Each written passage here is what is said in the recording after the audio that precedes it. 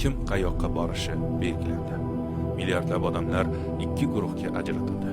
Ba'zilari jannatiy, boshqalari do'zaxiy.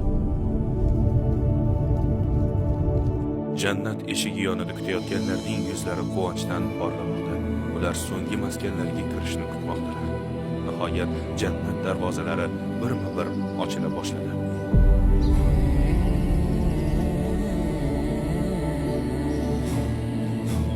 Unga kiruvchilar xotirjamlikni his qilishdi. Xuddi yelkalaridan barcha majburiyat ketgandek, to'satdan hamma yoqni yoritgan nur paydo bo'ldi. Jannatdan bir ovoz eshitildi. Sizlarga salom bo'lsin, sizlar poklandingiz, endi jannatga kiring.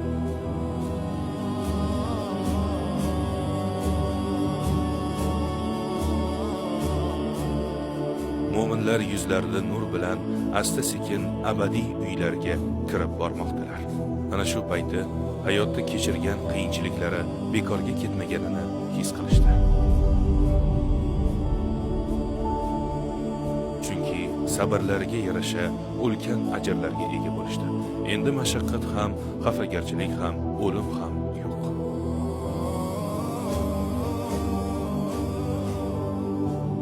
Bir tomonda xursandchilik, boshqa tomonda esa afsus, mashaqqat va azob.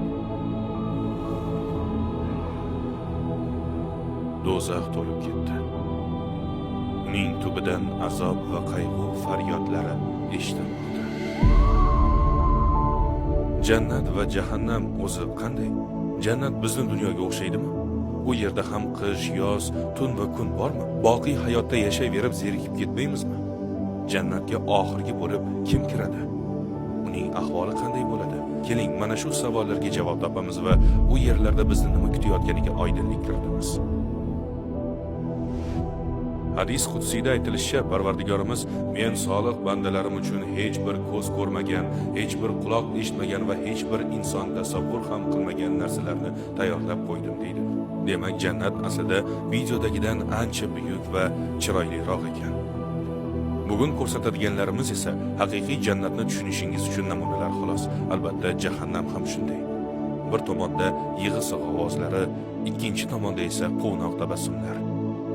Zolimlar qilmishlariga yarasha jazo oladilar.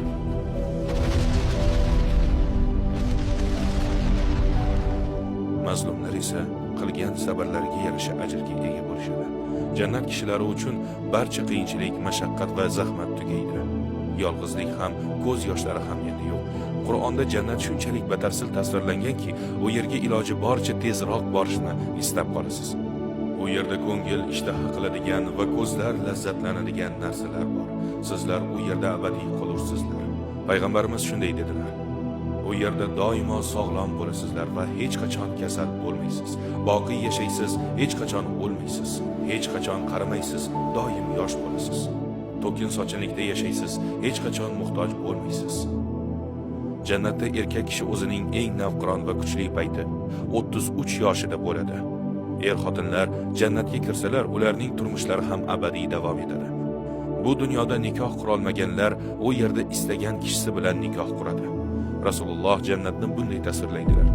Jannat oltin va kumush g'ishlardan qurilgan, uning hidi mushk, mayda toshlari marvarat va yoqutdan, tuprog'i esa za'farondandir. Kimki unga kirsa boqiy yashaydi, azob ko'rmaydi, baxtli yashaydi va o'lmaydi. Kiyimlari hech qachon eskirmaydi, o'zlari esa hech qachon qarimaydi.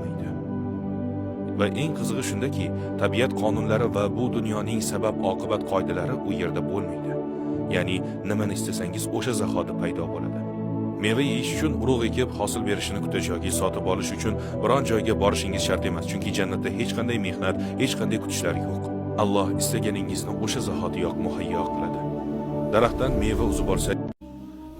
meva uzib olsak, darrov boshqasi paydo bo'lib qoladi. Daraxt zarracha o'zgarmaydi. Go'sht yeyishni xohlasangiz, oldingizda pishirilgan holda go'sht paydo bo'ladi. Bir savol so'rayman. Tug'ilganingizdan beri necha xil taom yegansiz? Bu hayotda dunyodagi mavjud bo'lgan taomlarning bir qisminigina yeya olishingiz mumkin. Ana shuning o'zi ham bizni hayratlantirish uchun yetarli. Bizni hayotimiz dengizdan bir tomchi bo'lsa ham baribir mazza qilib yashayapmiz. Masalan, Pomidorni o'z ta'mi bor, tuxumni o'z ta'mi bor, qalampirni o'z ta'mi bor. Ularni aralashtirsangiz butunlay boshqacha ta'm beradi. Bugunga qadar dunyodagi taomlarning 1% ni ham tatib ko'rmagan bo'lsa kerak. Endi buni jannat taomlariga solishtirsak, milliondan biriga ham to'g'ri kelmayapti. Yana bir ne'mat haqida gaplashsak, jannatda gina, hasad kabi qalb kasalliklari yo'q. Barcha yomon hissiyotlar olib tashlanadi. Hamma aka-ukadek yashay boshlaydi. Alloh buni quyidagicha tasvirlaydi. Ularning dillaridagi g'illig'ishlarni chiqarib tashladik. So'rilarda bir-birlariga boqib do'st bo'lgan hollarda o'ltiruvlar. Shuningdek Rasululloh aytganlar, ularning qalblari bir kishining qalbi kabi bo'ladi. Ular orasida hech qanday kelishmovchilik yoki o'zaro nafrat bo'lmaydi. Xuddi aka-ukalardek odamlar dunyodagi xotiralarni eslab gaplashib o'tirishadi. Bir paytlar yashagan davrlarda yana bir bor kezishlari mumkin bo'ladi.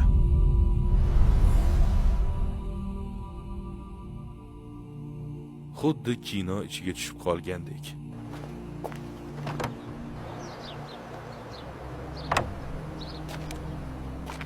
Dunyodagi eng qiziq voqealarni ko'rishlari va o'sha joyga borishlari ham mumkin bo'ladi.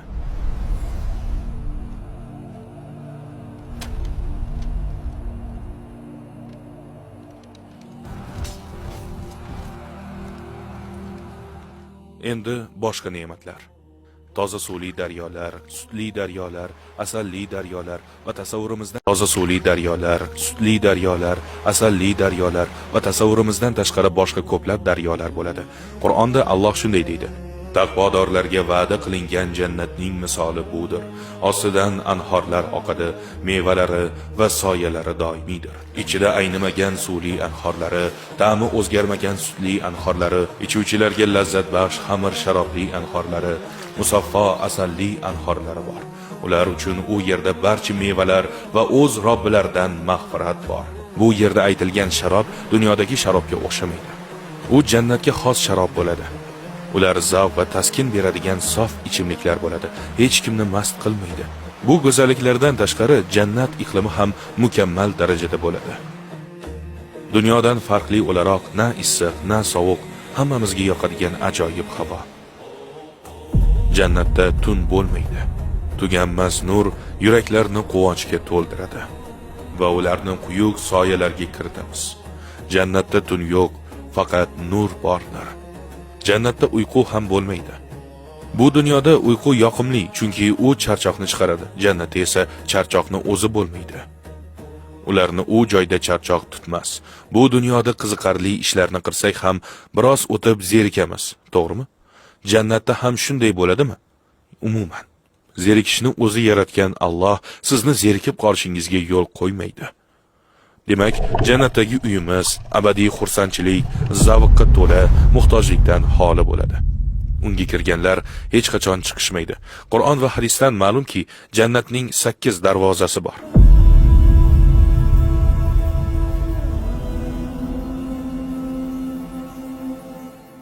Odamlar amallariga qarab ulardan biridan kirishadi.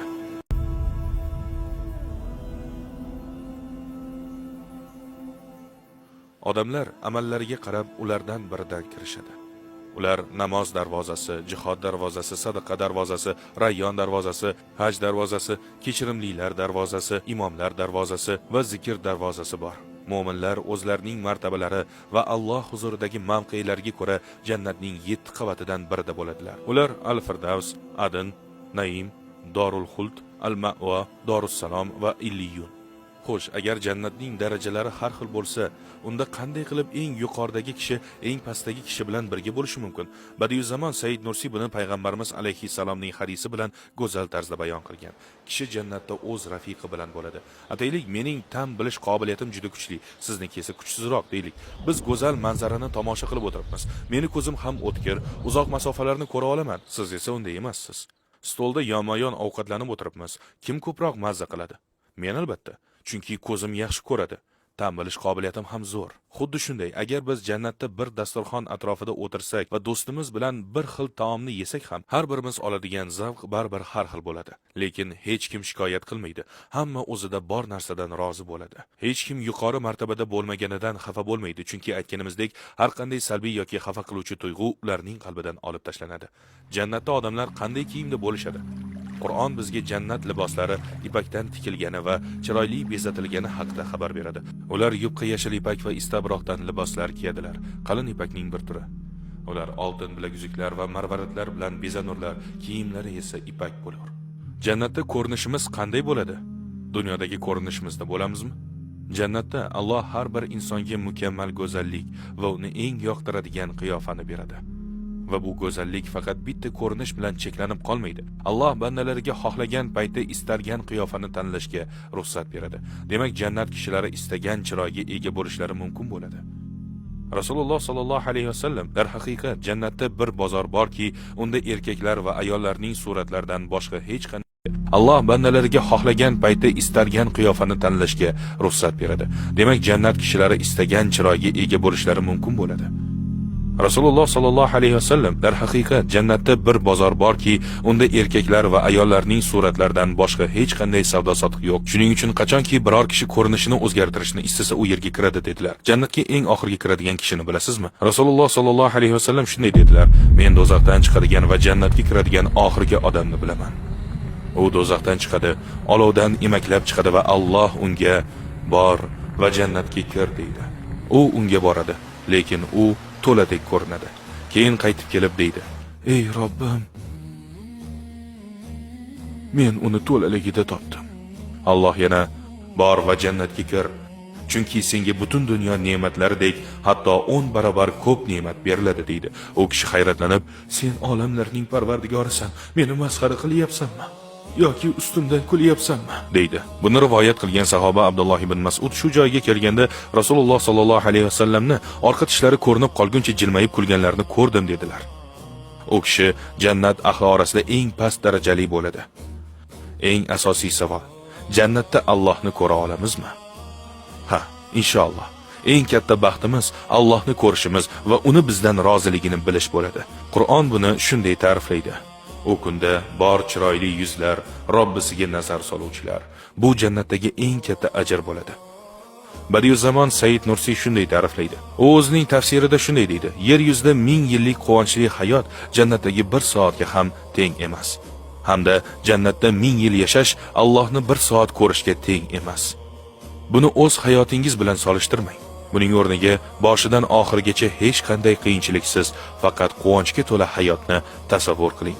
1000 yillik shunday hayot bo'lsa-yu, lekin baribir jannatda atigi 1 soatga teng bo'la olmasa. Yana jannatda 1000 yil tasavvur qilib bo'lmaydigan ne'matlarga to'lib toshgan hayot ham Allohning jamolini 1 soat ko'rishga teng emasdir. Parvardigorning go'zalligini ko'rgan mu'minlar unga maftun bo'ladilar va minnatdorliklarini shu kabi so'zlar bilan ifodalaydilar. Subhanalloh, alhamdulillah, Allohu akbar. Yana bir dahshatli narsa: jannat ahli do'zax